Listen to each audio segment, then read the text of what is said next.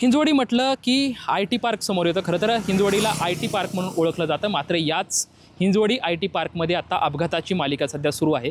हिंजवडीमध्ये काम करणारे ITN सध्या आपल्या समवेत आहेत। आपण त्यांच्यासोबत चर्चा करू। गेली काही दिवसापासून सातत्यानं या हिंजवडी परिसरात होणारी वाहतूक कोंडी आणि अपघात मोठ्या प्रमाणात वाढत आहे। या ठिकाणी तुम्ही काम करतायत, काय कुठल्या समस्यांना तुम्हाला सामोरे जावं लागतंय? नमस्कार सर। खरं सांगायचं म्हटलं की आम्ही जेव्हा घरून निघतो तो आम्हाला एक विश्वास नसतो की आम्ही घरी पोहोचणार की नाही, कारण आम्ही सकाळी ज्या टायमिंगमध्ये निघतो तो टायमिंग पीक अवर असतो आणि त्या पीक अवरमध्ये सगळ्या प्रकारची वाहनं हिंजवडीमध्ये येऊन थांबतात। आणि मी येतो विमाननगरहून आणि विमाननगर टू हिंजवडी हा जर आपण मॅपने पाहिला तर एक सव्वा तास लागला पाहिजे, पण मला लागतं त्या ठिकाणी 2 तासापेक्षा जास्त वेळ लागतो जायला पण आणि यायला पण। तर ह्या वेळेमध्ये काय होतं, कुठल्याही प्रकारचे मिक्सर, कन्स्ट्रक्शनचे मिक्सर असतील किंवा ओव्हरलोडेड ट्रक्स किंवा हेवी व्हेकल्स असतील, हे कंटिन्युअस दिसतात। ते दिसले की आम्हाला अशी भीती वाटते की बाबा हे आमच्या अंगावर तर नाही येणार। ह्या भीतीने आम्ही प्रत्येक दिवस कसं तरी काढत असतो। तर यामध्ये आमची प्रशासनाला विनंती आहे की आपण काहीतरी ठोस उपाययोजना केल्या पाहिजे, ज्याच्यामध्ये मिक्सर असतील, कन्स्ट्रक्शन रिलेटेड काही कामं असतील, मेट्रो रिलेटेड काही वाहनं असतील, तर त्यांना एक टाईम दिला पाहिजे की जे ITNs जे येतात, ज्यांचा वर्किंग आवर्स असतो सकाळी 9 ते 12 आणि संध्याकाळी 5 ते 8, या वेळेमध्ये कुठल्याही प्रकारचे मिक्सर असेल किंवा कुठल्याही प्रकारचे ओव्हरलोडेड वाहनं असतील हे येता कामा नाही। यासाठी काय प्रशासन करू शकतं, एवढं आमची विनंती आहे। खरं तर मित्र, आता तन्वी साखरे नावाच्या 20 वर्षीय तरुणीचा अपघातात मृत्यू झाला। याच्यापूर्वीसुद्धा या IT परिसरामध्येच सतत जवळपास 5 ते 6 तरुणींचा या 5-6 महिन्यामध्ये मृत्यू झालेला आहे। कुठल्या गोष्टी अशा कारणीभूत आहे तुला असं वाटतं? आम्हाला असं वाटतं की तुम्ही एवढे ओव्हरलोडेड हे वाहनं जेव्हा येतात तर त्यांना काहीच कळत नाही की आजूबाजूला काय आहे।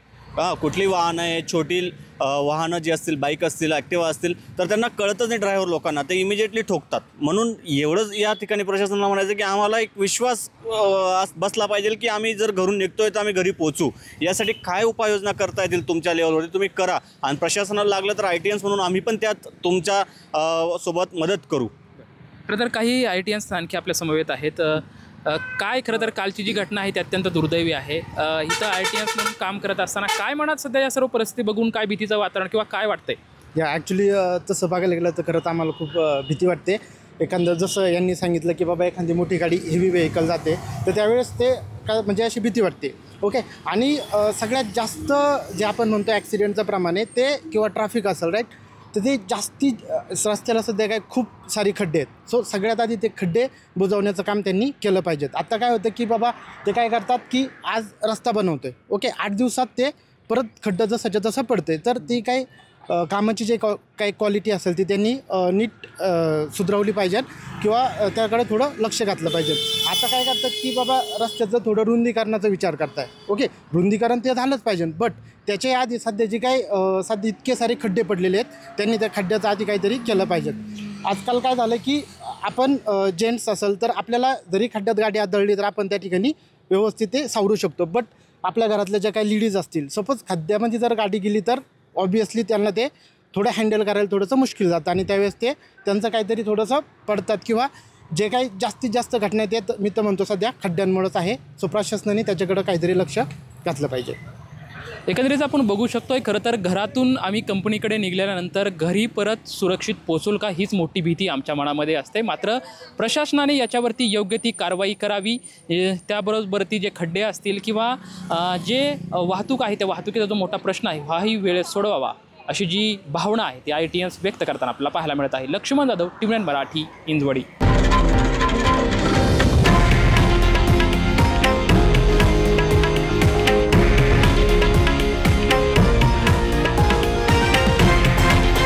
हे आहे देशातील नंबर 1 न्यूज नेटवर्क आणि आपण पाहत आहात TV9 मराठी, एकमेव।